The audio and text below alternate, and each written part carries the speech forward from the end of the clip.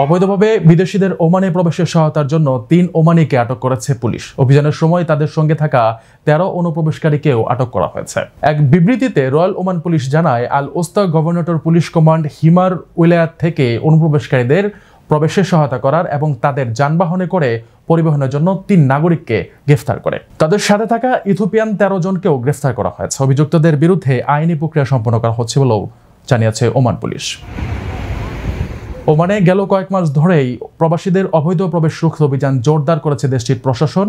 স্থল এবং সমুদ্র উভয় পথে কড়া নজরদারি রাখছে পুলিশ ও কোস্টগার্ড।